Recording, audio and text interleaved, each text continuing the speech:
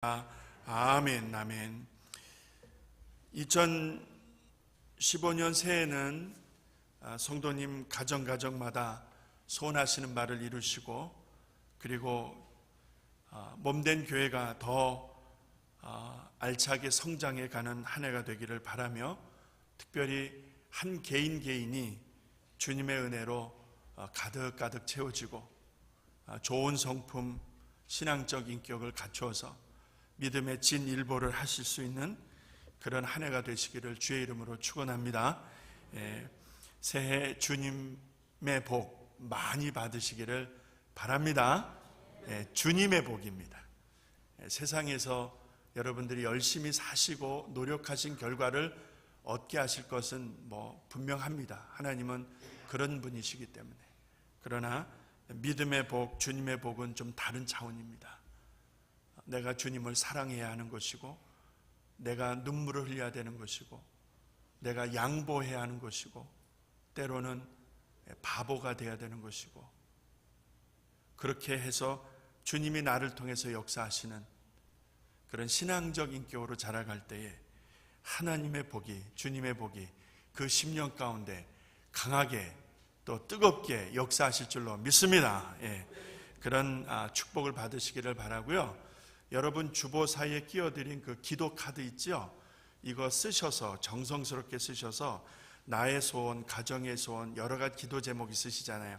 쓰셔서 나가실 때 제출해 주시면은요, 그거를 어찌할 거냐 하면은요, 이렇게 묶어가지고 이 강단에서 새벽마다 기도해 드릴 것입니다. 그러니까 여러분 구체적으로 쓰세요. 만약에 조금 퍼스널한 기도 제목 있어서 제출하시가 그러면은 저한테, 제 아내한테나 목사님들한테 직접 주셔도 되겠습니다. 그렇게 하셔서 누구랑 쉬어하지 않습니다. 왜 이렇게 하느냐면 올 한 해는 정말 믿음의 큰 변화가 있기를 바라고, 한 분 한 분이 주님의 은혜로 세워져 가시기를 간절히 바라는 마음에서 우리 교육자들이 해야 될 것은 그거밖에 없더라고요. 그래서 새벽에 또 기도할 때 엎드려서 그 기도 카드를 한 장 한 장 넘겨가면서 여러분의 가정을 위해서, 여러분을 위해서 뒤에서 중보할 것입니다. 그러니까 정성스럽게 쓰셔서 오늘 꼭 안 내셔도 괜찮아요. 이 한 달 안에, 1월 한 달 안에 가능하면 빨리 주시면 first come, first serve. 그러니까 먼저 내신 분들이 좋죠. 주시면 그거를 모아서 그렇게 기도하도록 할 것입니다. 할렐루야. 하나님의 말씀을 묵상하면서요, 오른쪽에 이따가 제가 함께 읽겠습니다만, 올해를 준비하면서 저는 이런 생각을 해봤습니다. 하나님, 한 해를 어떻게 시작하면 되겠습니까? 그런 묵상을 하다가 하나님만 기뻐할 수 있으면 얼마나 좋을까? 하나님만 기뻐한다는 것이 무엇일까? 하나님을 노래하는 것이다. 하나님을 예배하는 것이다. 이제 그런 너무나 당연한 결론을 내리게 되었고요. 그래서 올 2015년에는 하나님 앞에 마음껏 노래하자. 하나님 앞에 마음껏 찬양하자. 그래서 내일부터 시작되는 우리 특별 새벽기도의 특세의 제목도 여호와를 찬양하라입니다. 자, 일주일 동안 하나님을 찬양하면 어떤 일이 있는지, 어떤 은혜가 있는지, 어떤 능력이 있는지, 어떤 축복이 있는지를 하나씩 짚어가면서 말씀을 전할 것입니다.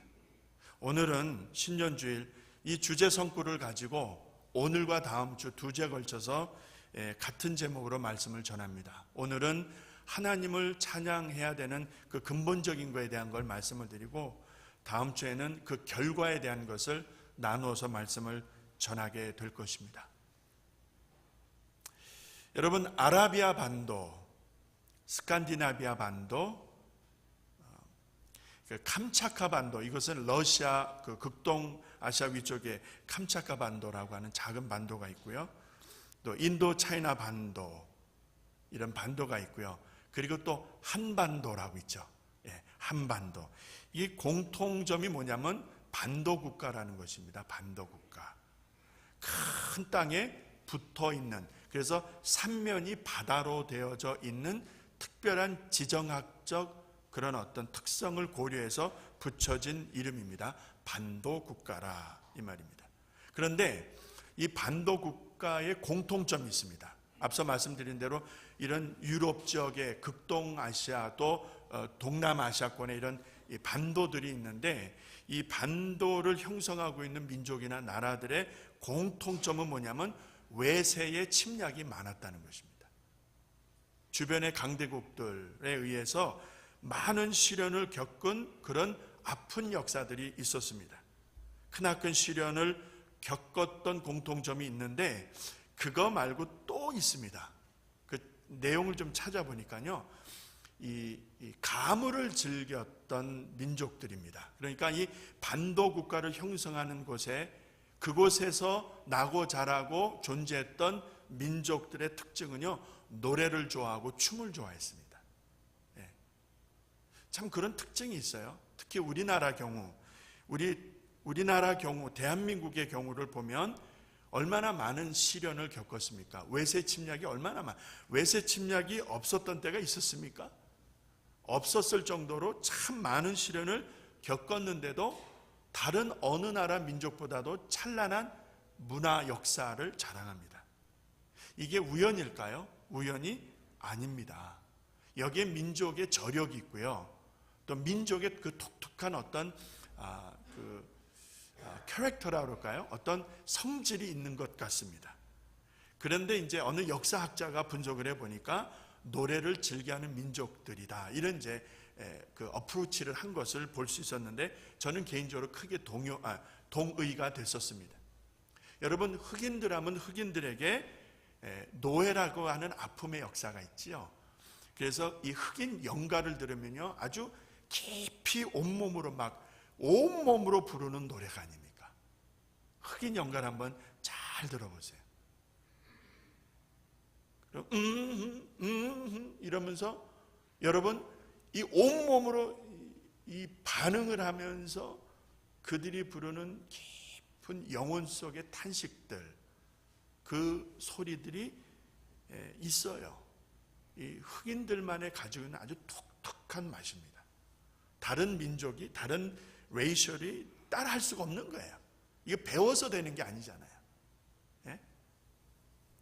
불란서 사람들에게는 샹숑이 있는 것처럼 얼마나 스윗합니까? 우리 한국 사람들을 한번 생각해 보세요.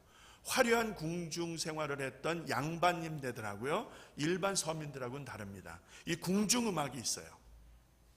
그러나 일반 서민들은 민요라는 것이 있습니다. 달라요. 그 각 지역의 민요를 들어보면요, 애환이 다 나옵니다. 쇠붙이로 만들어낸 서양 악기에 비해서 우리나라 악기는 자연적인 재료를 썼습니다. 대나무라든지 이런 것들, 대표적인 거예요. 대금, 단소, 피리, 이런 관악기라든지 검은고, 가야금 같은 이런 현악기를 생각해 보면은요, 이런 그 자연에서 채취한 그런 자료들을 가지고 만든 악기들입니다. 그래서 그럴까요? 힘들다가도 이런 악기들의 노랫가락과 함께 탁 소리가 나오게 되면 그냥 덩실덩실, 그렇죠? 아니면은 앉아서 눈물 흘리면서 타령 한번 하고, 그리고 일을 하고, 또 타령 한번 하면서 일을 하고, 이런 분위기를 느껴볼 수가 있는 거예요. 참 우리나라 사람들은 노래 좋아해요. 노래 좋아합니다. 일하면서도 어깨춤, 온몸으로 흔드는 것을 보면 춤도 참 좋아하고요. 사실 그렇지 않으면 견딜 수 없었던 아픔의 세월이 많습니다. 노래하고 춤을 추면서 그 시대의 아픔을 소화해내었던 그런 역사들을 생각해 볼 수가 있습니다. 이렇게 하다가 보니까 제가 이렇게 한국의 내용, 이 노래들을 이렇게 한번 쭉 살펴보게 되었습니다. 1930년대, 그 이전에는 조금 좀 드물고요. 한 1930년 후반기로 넘어오면서부터 일제의 탄압의 절정을 이루었을 때에 이에리수 씨가 부른 황성예터라는 노래가 있습니다. 저희 돌아가신 아버님의 가장 애창곡입니다. 저희 아버님은 제가 어렸을 때 기분이 좋으시면 이 노래를 그렇게 즐겨 부르셨어요. 참 잘 부르십니다. 성은 허물어져 빈터인데 방초만 푸르러 세상이 허무한 것을 말하여 주노라. 아 가엾다 이 내 몸은 그 무엇 찾으려 끝없는 꿈의 거리를 헤매어 있노라. 시대의 아픔입니다. 일제 탄압과 억압, 나라와 민족의 주권을 다 빼앗긴 그때에 이런 노랫말에 의해서 한을 풀었던 거예요. 예. 그래서 이런 황성예터 이런 노래가 나오게 되면 지금 머리가 희끗희끗하시고 연세 많으신 어르신들은 옛 추억이 아마 주마등같이 지나가실 거예요. 이렇게 민족의 아픔을 노래한 노래들이 황성예터만 있겠습니까? 목포의 눈물, 애수의 소야고, 알뜰한 당신, 눈물 젖은 두만강, 찔레꽃, 이런 것들이 계속 이어져 나오더라고요. 그래서 사람들의 마음을 울리는 거예요. 그러면서 그 시대의 아픔을 이 노랫가락에 담아서 표현했던 그런 1930년, 40년 후반기까지의 역사가 있었습니다. 1950년에 들어오게 되면 동족상전의 6.25가 있었죠. 6.25를 겪고 난 다음에 큰 변화들이 일어나게 됩니다. 이 전쟁이 끝나고 나는데 얼마나 힘듭니까? 폐허가 되고, 신라의 달밤, 굳세어란 금수나, 이별의 부산정거장, 전선야곡, 비 내리는 고모령, 이런 노래들 내용을 보시게 되면요, 시련의 때를 지나가면서 불었던 노래예요. 그래서 참 그 눈물 없이는 이렇게 불러지지가 않는 노래들입니다. 그때의 우리의 현실을 반영하고 있는 노래들이죠. 1960년대 들어와서 70년대 초까지 이르게 되면 소위 말하는 트로트가 대중의 인기를 얻게 됩니다. 가슴 아프게, 사랑은 눈물의 씨앗, 갈대의 순정, 돌아가는 삼각지, 산 너머 남촌에는, 혹은 찐빵이 부른 하숙생, 이런 것들은요, 이 트로트가 60년대 70년대로 넘어가면서 국민들에게 얼마나 애창이 되는지 모릅니다. 70년대 후반기로 들어가서 그 전에 새마을운동이 있었잖아요. 가난을 몰아내고 100억 불 수출 달성 기억나시죠? 1975년도에 박정희 대통령이 막 슬로건을 내걸고 그랬던 게 기억이 나는데요. 그래서 그 수출 달성을 해서 막 나라가 셀러브레이션하고 그럴 때에 쨍하고 해뜰 날 돌아온단다, 이런 노래가 나왔어요. 이 노래가 국민에게 희망을 주는 거예요. 쨍하고 해뜰 날이 있을 거기 때문에 힘내라는 것입니다. 이건 완전 대박입니다. 요즘 말로 하자면. 힘들게 살아왔고 어렵게 허리띠 졸라매던 그런 일반 사람들에게, 대중에게 이 노래는요, 완전 대박을 치게 됩니다. 이제 70년대 후반 80년대 들어오면서 대중음악의 이 장르가 바뀌게 됩니다. 트로트에서 이제 폭송으로 바뀌게 됩니다. 그러면서 소위 말하는 70, 80 시대에 아주 전성기적인 음악들이 이때 막 쏟아지게 됩니다. 양파들 아시죠? 어니언스의 편지 같은 노래, 예. 송창식의 왜 불러, 양희은의 아침 이슬, 박인희의 모닥불, 이런 노래들 기억나실 거예요. 이게 그때 막 70, 80 세대를 막 뒤흔들어 놓는 노래입니다. 찢어진 청바지에 기타 하나 딱 들고요. 예. 이런 노래를 들으면서 그 시대의 유신체제, 억압되어지고 뭔가 통제되어졌던 그런 분위기를 돌파하고 반항하고 항거하기 위해서 젊은이들이 곳곳에서 데모하지 않았습니까? 예.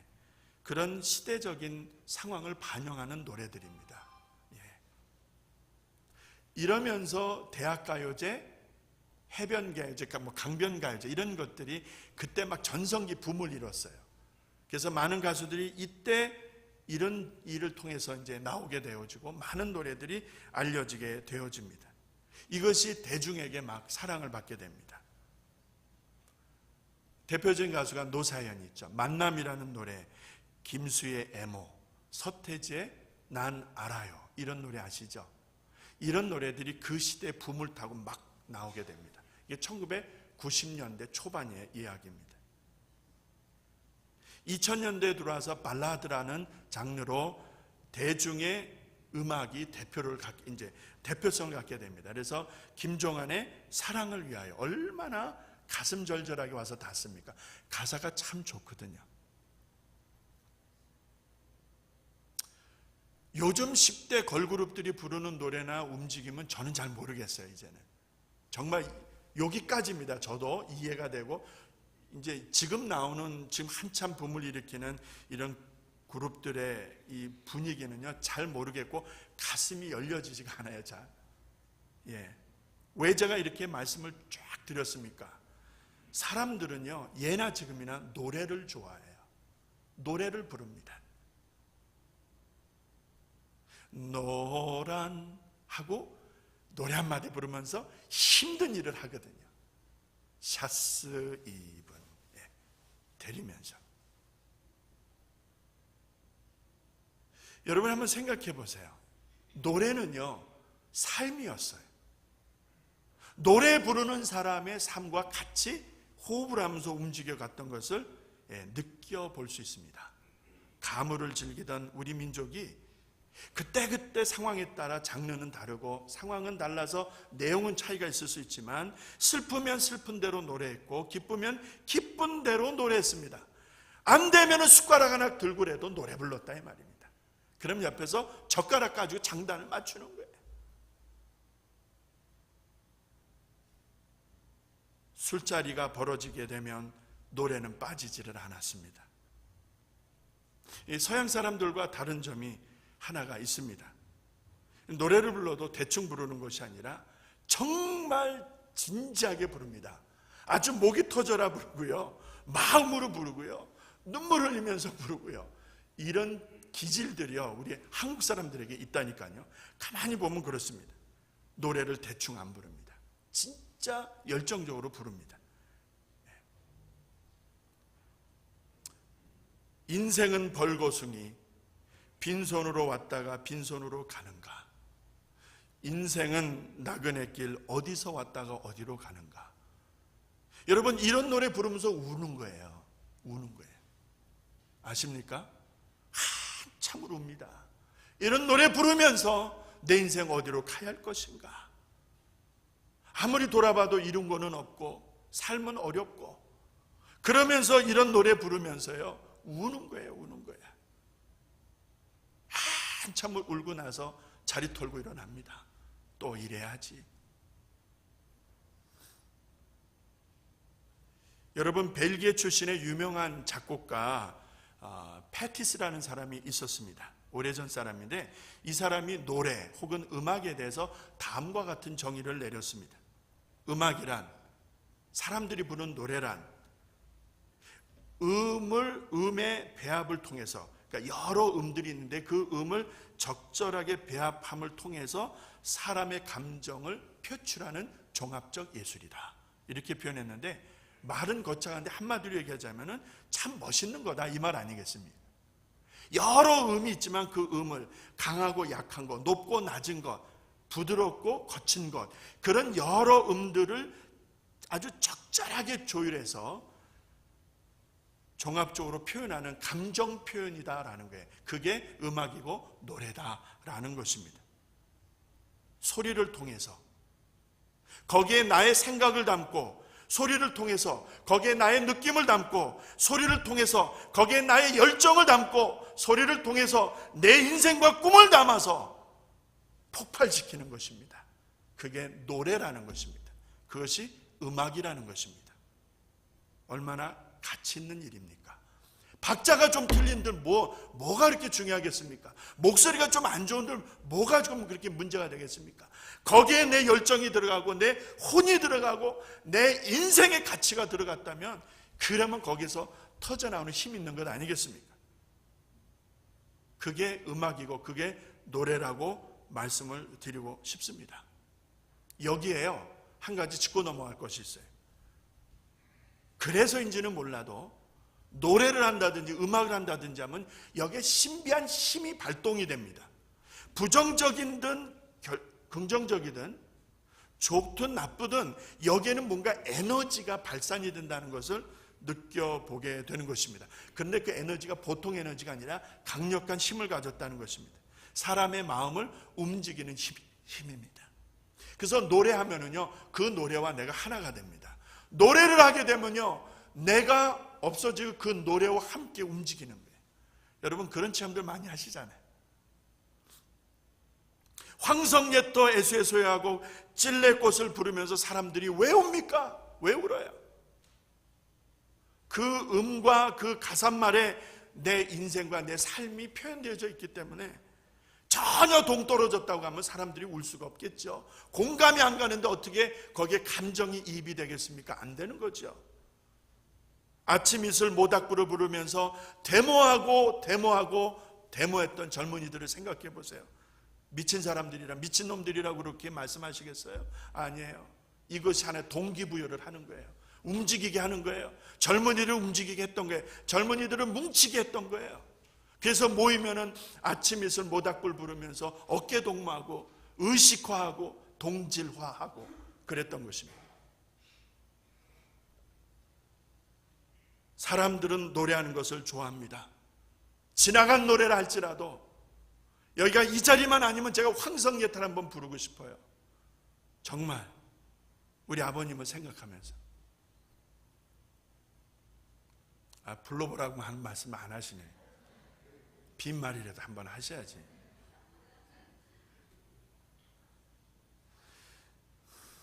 노래를 부르면은요, 사람들이 모입니다. 희한하죠?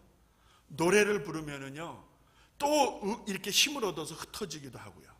참, 노래에는요, 힘이 있습니다. 오늘 잠시 전에 읽은 말씀. 노래는 노래인데, 음악은 음악인데, 전혀 다른 차원에서 말씀하고 있는 것을 우리는 만나게 됩니다. 무엇인가 주목해 보는 것입니다. 이전에 흘러간 옛 노래나 트로트냐 뽕짝이냐 발라드냐 이런 음악의 장르를 이야기하는 것이 아닙니다. 어떤 악기를 동원했느냐, 이런 소리가 나느냐 저런 소리가 나느냐 이런 종류를 따지는 것도 아닙니다. 아주 심플하게 간단하게, 그런데 굉장히 강력하게 말씀하시기를 할렐루야로 시작합니다. 할렐루야. 그리고 새 노래로 여호와를 노래하라는 것입니다. 성도의 회중에서 찬양하라는 것입니다. 이게 무슨 말인가? 여기서 저는 세 가지 요소를 발견하게 되었습니다. 그 첫 번째가 울려 퍼질 노래의 수신자입니다. 누가 노래하느냐는 거예요. 그 수신자, 노래하느냐, 노래를 받느냐, 노래를 보내느냐, 노래를 듣느냐. 노래하는 사람과 노래를 듣는 대상이 있겠죠. 그래서 첫 번째는 그 노래 수신자가 바로 여호와라는 것을 알 수 있습니다. 그러니까 노래를 듣는 대상이 일반 대중이 아니고 여호와라는 분이라는 것을 말씀하고, 두 번째는 울려 퍼지는 노래의 발신자입니다. 누가 그 노래를 할 것이냐? 성도라고 말씀합니다. 성도. 세 번째, 새 노래라는 것이 무엇입니까? 자, 노래를 부르는 성도가 노래를 들으실 하나님, 여호와 하나님 앞에 어떤 노래를 불러야 되느냐? 오늘 1절 말씀 보니까 새 노래라고 말씀을 합니다. 새 노래. 여러 장르의 음악들이 있고 노래들이 있습니다만 여러분, 이 말씀을 눈여겨보셔야 될 줄로 압니다. 왜요? 이것은 전혀 다른 차원의 음악과 노래와 소리를 우리에게 도전하고 있기 때문에 그렇습니다. 여호와 하나님, 그분이 누구이십니까? 여러분 한번 잘 생각해 보세요. 여호와가 누구길래 노래를 받으셔야만 하는 분인가? 우리가 매일 하나님께 예배하고 기도하고 개인적인 경건의 생활을 하지만 주일마다 정한 장소, 정한 시간에 모여서 예배를 함께 드리는 이 공적인 예배, 이 예배를 통해서 온 성도들이 한 목소리로 신앙을 고백하는 게 있습니다. 사도신경이라는 게 있죠. 그 신앙 고백을 통해서 우리는 하나님이 어떤 분인지를 내가 동의하고 여러분들이 동의하고 우리 모두가 동의해서 하나님은 이런 분입니다 라고 선포하는 구절이 있습니다. 무엇입니까? 처음의 시작을, 사도신경 처음의 시작을 전능하사 천지를 만드신 하나님 아버지를 누가? 내가 믿사오며. 이건 선포입니다. 자, 내가 믿는다라고 선포하는데 믿음의 내용이 뭔가 보았더니 전능하신 하나님을 믿는다는 거예요. 전능하신 하나님 무엇을 했냐면 천지를 만드셨다는 거예요. 이것이 나의 신앙 고백이고 우리들의 신앙 고백이다 이 말입니다.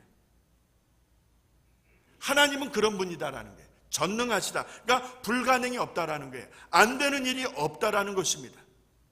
천지라는 것은요, 모든 것을 말하는 거겠죠. 하나님이 천지를 만드셨다는 것은 하늘과 땅을 만드셨다는 것은 그 안에 있는 것 전부를, 모든 필요한 조화를 다 있게 하신 분이다라는 것이 아니겠습니까? 자, 하나님은 그런 분이라는 거예요. 두 번째 발신자는 성도라고 말씀을 드렸습니다. 여러분, 구약 성경에서 이 성도의 개념은 이방인들로부터 구별되어진 하나님의 백성이라는 의미입니다. 그렇잖아요. 그게 성도, 하나님의 백성들이거든요. 많은 이방 족속들이 있지만 거기에서 불러내어서 하나님의 것이라고 구별한 그 사람들이 성도였습니다. 이것이 신약에 오게 되면 교회라고 하는 개념으로 바뀌게 되는 것입니다. 그래서 교회는 에클레시아라는 말로 표현이 되는데 무엇으로부터 구별되어진 공동체라는 의미를 가지고 있습니다. 그럼 무엇으로부터라는 게 뭐냐는 거예요. 그래서 영적인 해석을 하게 되면 죄로부터, 사망으로부터, 사단으로부터, 세상으로부터 구별되어져 하나님을 기쁘시게 하는 무리들이 교회다 이 말입니다.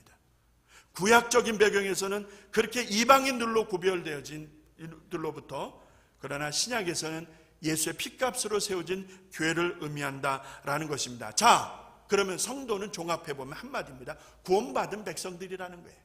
성도가 누구입니까? 하나님을 아는 사람들이고 하나님의 은혜로 변화되어진 사람들이다 이 말입니다. 그들이 성도라는 거예요. 성도는 다른 개념이 아닙니다. 구원받았다라는 것입니다. 하나님을 안다라는 것이고 하나님을 믿는다라는 사람들의 모임입니다. 그것이 교회라는 것이죠. 자, 수신자, 발신자가 정리가 됐습니다. 세 번째, 어떤 노래를 불러야 되느냐. 1절에 오늘 말씀해 보니까 새 노래라고 그랬습니다. 새 노래. 여러분, 앞서 말씀드린 대로 황성예토를 불러도 울고요, 목포의 눈물을 불러도 울고요, 눈물 젖은 두만강을 불러도 사람들은 웁니다. 울어요. 찔레꽃을 불러도 울어요. 아침 이슬을 불러도 울고요, 모닥불을 불러도 웁니다. 그거 불러도 울어요. 뭐 교회에서 찬송가만 부른다고 해서 우는 것이 아니라 이 사람들도 울고 교인들도 울고 세상 노래를 불러도 울고 교회 안에서 찬송가를 불러도 우는데 그러면 다 똑같은 거 아니냐라고 생각하기가 쉽죠. 아닙니다. 지금 말씀하는 새 노래는 무엇을 말하는 것입니까? 한 번도 불러보지 않은 노래입니까? 그래서 지금 음악가가 작사 작곡을 해서 처음 만들어서 처음 불러보는 노래로 하나님을 노래하라고 그렇게 명하는 것이냐 묻고 싶습니다. 그러면 매번 작사 작곡을 해야 되겠고 바쁩니다. 바빠. 그렇죠? 여러분, 새 노래가 그런 의미로 말씀하시는 것인가? 한 번도 불러보지 않은 노래를 불러야 되는 것인가? 그것이 새 노래라고 한다면 여러분, 정말 바쁜 세상을 우리는 살아야 될 것입니다. 시편 149편 오늘 본문만이 아니라 시편에 흐르는 32편, 69편, 103편 이런 내용들을 종합해 보면은요, 여러분, 이 새 노래라고 하는 것은 이제 막 음악 작곡하는 사람이 작사 작곡을 해서 만든 그런 새 노래라는 개념이 아니고요, 전혀 다른 차원에서 노래라는 것을 말합니다. 그 내용은 무엇인가? 바로 성도라는 말에서 찾아야 할 것입니다. 이 새 노래라고 하는 것은 앞서 말씀드린 두 번째 발신자 성도라는 말에서 찾아야 한다는 것입니다. 무슨 말입니까? 성도는 구원받은 사람들이라고 그랬죠. 성도는 전능하신 하나님과의 관계가 있는 사람들이라고 그랬죠. 그래서 성도라고 한다면은 그 사람이 하나님과 어떤 관계를 가지고 있느냐, 그 관계적인 상태를 표현해주는 단어라 말씀드릴 수 있을 것입니다. 그게 성도입니다. 하나님을 아는 사람들, 그 하나님을 아는 사람들이 부르는 노래. 그러면 내가 알고 여러분들이 아는 하나님, 하나님을 알고 부르는 노래, 무슨 노래이겠습니까? 하나님, 나를 구원해 주셔서 감사합니다. 잃었던 생명을 찾게 해주셔서 감사합니다.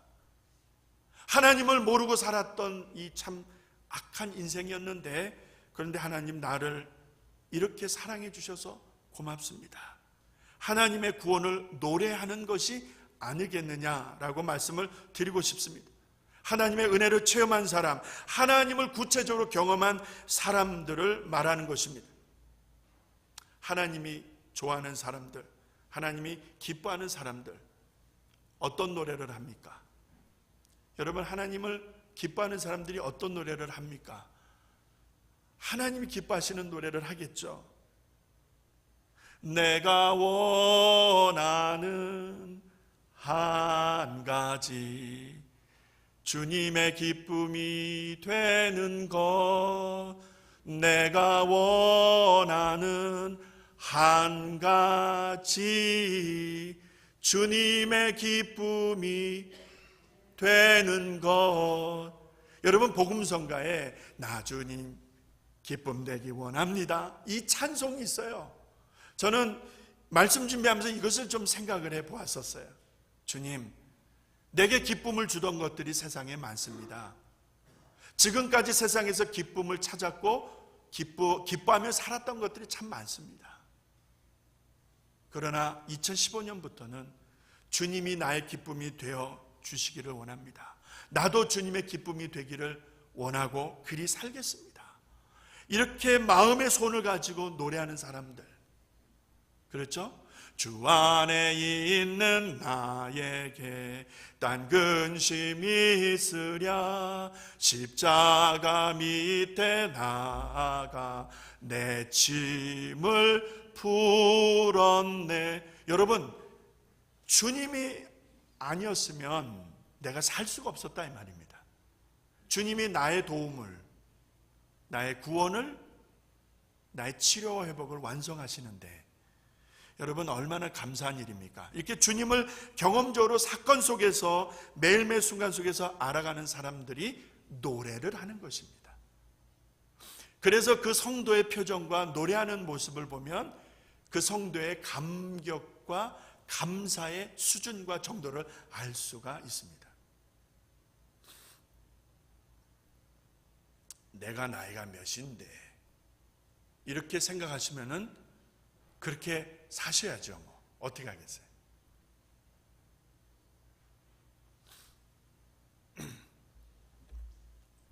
제가 보여드리려고요, 이렇게 사진을 찍어 놓은 게 있어요. 금요일날 우리 찬양할 때 너무나 아름다워서 순간 제 안에 전화를 좀 빨리 뺏어가지고 막 이렇게 찍은 게 있어요. 뭔지 아십니까? 87세, 8세, 90세가 넘으신 권사님들이요, 아무 말 안 했는데 손을 들고 막 찬양하시는 거예요. 금요일날 어찌나 감동이 되든지, 얼마나 감사가 되든지. 여기서 지금 90세 넘으신 분 계십니까? 예? 여기서요? 계셔요? 우리 예를 들어서 우리 백인권 권사님 이러신 분들이요, 권사님들 고령이십니다. 손 들고 막 찬양을 하세요. 어느 때 보면 이렇게 찬양하시고요. 야, 이거 정말 기막힌 일이에요. 기막힌 일이에요. 나이 탓하시겠습니까? 시편 69편의 말씀을 가지고 결론을 내리려고 합니다. 시편 69편은요, 이게 다윗이 썼느냐의 문제를 제기하는 역사학자들도 있긴 합니다만, 뭐 일반적으로 다윗이 썼다 이렇게 보여지고, 그리고 이 시기가 언제냐의 문제가 있는데, 아마도 다윗에게 너무나도 어려운 시련, 문제가, 아픔이 있었다라고 보여진 그런 고통의 시간을 배경으로 두고 쓴 말씀입니다. 아마도 짐작컨대, 여러분 다윗의 아들 중에 압살롬 있죠? 그 압살롬이 아버지 다윗의 목에다 칼을 들이대잖아요. 칼을 들이대고 어떻게 합니까? 반란을 일으켜요. 그러니까 아버지의 권자를 뺏어버리는 거예요, 힘으로. 그래서 아버지가 쫓겨나가고 도망 다니는 게, 그래서 따라 붙는 자들을 도망 다니면서 아마도 하나님 앞에 썼던 기도문이고 탄식이 아니겠는가, 그렇게 짐작을 해봅니다. 그래서 시편 69편 1절에 이런 말씀이 있어요. 제가 읽어드릴게요. 들어보세요. 하나님이여 나를 구원하소서, 물들이 내 영혼까지 흘러 들어왔나이다. 여러분, 이 말씀 한 구절 속에서 느껴볼 수가 있는 거예요. 하나님, 나 좀 살려주시오. 왜요? 내 영혼까지 흘러 들어왔습니다. 뭐가? 물이. 그러니까 이게 죽게 되었다라는 거예요. 2절 말씀을 보시게 되면 내가 설 곳이 없는 깊은 수렁에 빠지고 깊은 물에 들어가고 있으니 큰 물이 내게 넘칩니다. 죽겠다는 거 아니에요. 지금 나 안 도와주시면 나 죽습니다 라는 말 아니겠습니까? 이쯤 되면은요, 우리 같으면은 불평하고 원망하고 그놈 죽일 놈 살릴 놈, 그놈이 나를 어째서 이렇게 만들고 아들을 저주하고 원망하면서 그렇게 막 살아버렸을 텐데, 다윗이 하나님을 주목하며 이렇게 전심으로 도우심을 구하다가 29절 30절에 기막힌 말씀으로 결론을 내리게 됩니다. 29절 30절 이 말씀 우리 같이 한번 읽어봤으면 좋겠네요. 29절 시작. 오직 나는 가난하고 슬픔, 하나님이여 주의 구원으로 나를 높이소서. 30절 내가 노래로 하나님의 이름을 찬송하며 감사함으로 하나님을 광대하시다 하리니. 여러분 제목하십시오. 나는 가난하고 죽게 되었고 슬프지만은 내가 하나님을 높이겠습니다. 그리고 나서 30절에 하나님을 어떻게 높이는가 보았더니 보세요. 노래로. 무엇으로요? 노래로. 나는 노래하겠습니다 이 말이에요. 다른 거 생각하지 마세요. 다윗이 선포하고 있는 것은 하나님 내가 노래하겠습니다 이거예요. 이게 전부였어요. 나가 지금 죽게 생겼는데, 나 정말 살 수가 없게 되었는데, 그런데 나는 하나님을 바라보며 하나님 나 노래하겠습니다 이 말입니다. 살궁리를 해야죠. 전략을 세우고 어려움을 피할 방법을 찾아야죠. 도움을 줄 만한 사람을 찾아다녀야죠. 그런데 그것이 아닙니다. 모든 것을 다 통제하고 하나님을 주목하면서 하나님 나 하나님을 찬송하겠습니다. 하나님만 노래하겠습니다. 내가 원하는 한 가지 주님의 기쁨이 되는 것, 내가 원하는 한 가지 주님의 기쁨이 되는 것.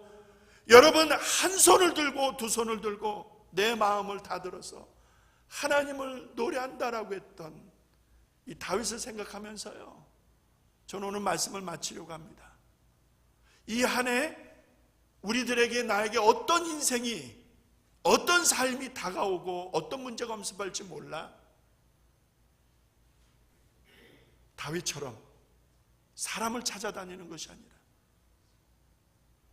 죽겠다고 누구에게 원망하거나 불평하는 것이 아니라 하나님을 전심으로 노래할 때에, 하나님을 집중해서 그분의 이름을 높여드릴 때에 여러분 2015년 한 해가 얼마나 위대한 역사로 진행되어질지 여러분 설레기만 합니다. 여러분 성도가 노래할 때에, 하나님을 아는 사람들이 모여서 노래할 때에 그 소리는 저 세상을 향하여 핵폭탄 몇 개 터뜨린 것만큼 악한 영들에게, 세상의 악한 영들에게 여러분 엄청난 파괴력을 가져오리라 믿습니다. 그래서 다음 주에는요 그 결과에 대해서 말씀을 드릴 거예요. 그리고 내일부터 시작되어지는 우리 새벽 기도회 때 우리가 노래하면은 어떤 영적인 축복을 누리는가에 대해서 하나씩 짚어가면서 말씀을 나눌 것이에요. 여러분 장로님들, 권사님들, 집사님들 힘드시지만 한 주만 작정해 보십시다. 그리고 그 마음의 소원을 가지고 주님 앞에 기도하십시다.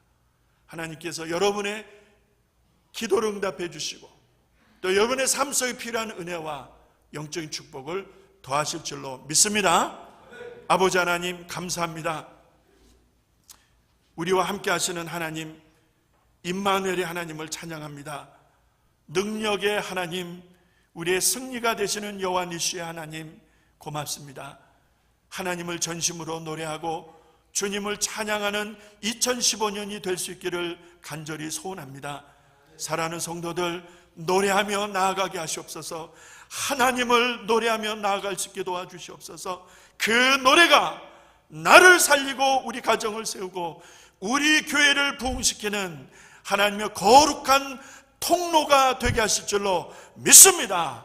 믿음으로 선포하게 하시고 믿음으로 기뻐하며 노래하는 우리 온 성도들이 되도록 하나님 도와주시옵소서.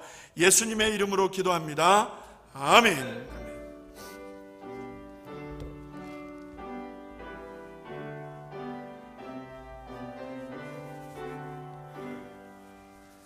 내 주의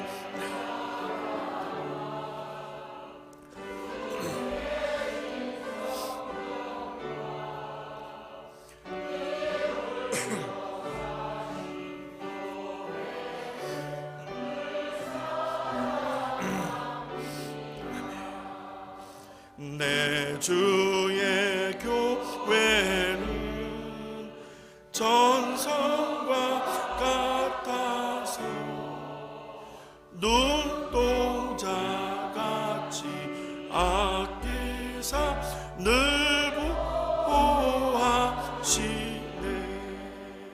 이 교회 위하여 눈물과 기도로 내 생명 다하기까지 늘 복사합니다.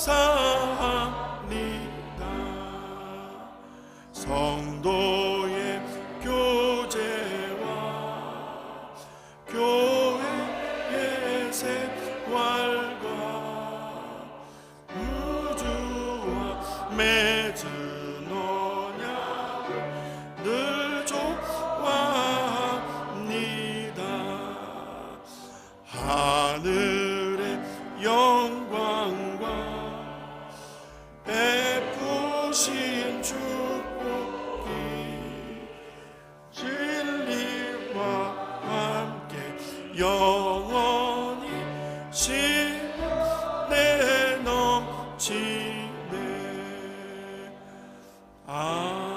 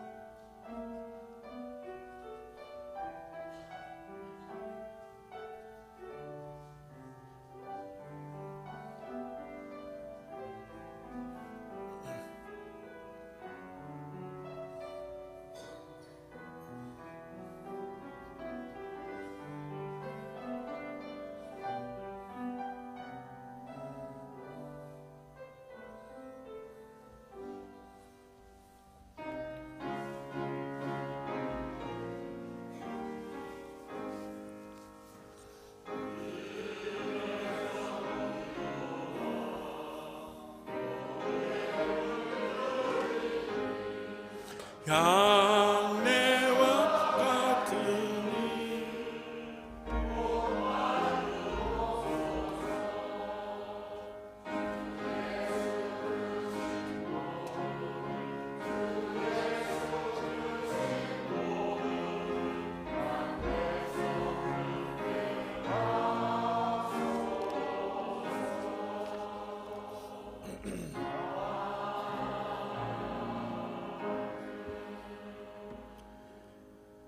최고의 하나님께 최고의 찬양을 드릴 수 있는 2015년이 되게 하옵소서.